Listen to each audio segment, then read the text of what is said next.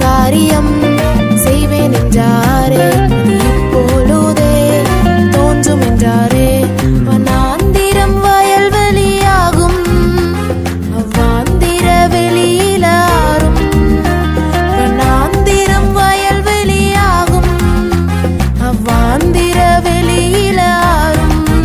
எரேமியா 31வது அதிகாரம் அதனுடைய 9வது வசனம், அழுகையோடும் விண்ணப்பங்களோடும் வருவார்கள், அவர்களை வழி நடத்துவேன், அவர்களை தண்ணீர் உள்ள நதிகள் அண்டைக்கு இடராத செம்மையான வழியிலே நடக்க பண்ணுவேன்.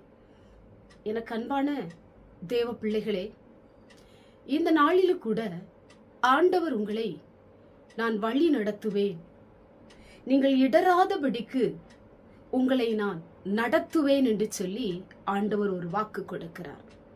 எனக்கு அன்பான தேவ பிள்ளைகளே, என் காரியங்களை நான் எப்படி நடத்துவேன், யார் எனக்கு உதவி செய்யக்கூடும் என்று சொல்லி அழுகையோடு கூட விண்ணப்பங்களோடு கூட தேவ சமூகத்திலே முறையிட்டு கொண்டிருக்கிற உங்களை பார்த்துத்தான் ஆண்டவர் வாக்கு கொடுக்கிறார். அழுகையோடும் விண்ணப்பங்களோடும் என்னிடத்தில் வருவார்கள். ஒருவேளை நீங்கள் மனக்கசந்து அழலாம், மனம் நொந்து அழுது கொண்டிருக்கலாம், அழுது அழுது பலன் இல்லாமற் போயிருக்கலாம், அழுகிற சத்தம் யாருக்குமே கேட்காமல் இருக்கலாம். இன்றைக்கு ஆண்டவர் உன்னுடைய அழுகையின் சத்தத்தை கேட்கிறவர். உன்னுடைய பிள்ளைகளுடைய காரியங்களை நான் நடத்துவேன், உன் காரியங்களை நான் நடத்துவேன். நீ என்னெல்லாம் எதிர்பார்த்து இருக்கிறாயோ அதை உனக்கு செய்வேன். நான் உன்னை வழி நடத்துவேன், செம்மையான வழியில நான் உன்னை நடத்துவேன். நீரூற்றண்டைகளுக்கு நேராக உன் வாழ்க்கையை நான் நடத்துவேன்.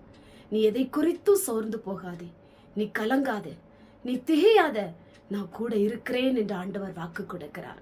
உடைய கண்ணீரை துடைக்கிற தேவன் ஒருவர் இருக்கிறார். உடைய கரத்தை பிடித்து ஆண்டவர் நடத்த போகிறார்.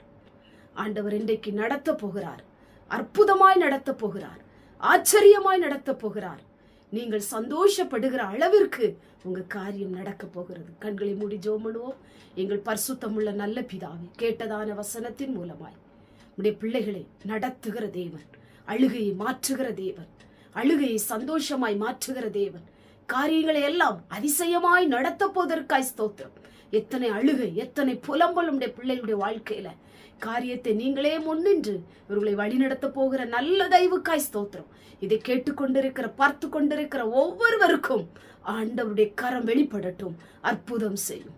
இயேசுவின் மூலம் ஜெபிக்கிறோம் பிதாவே, ஆமென்.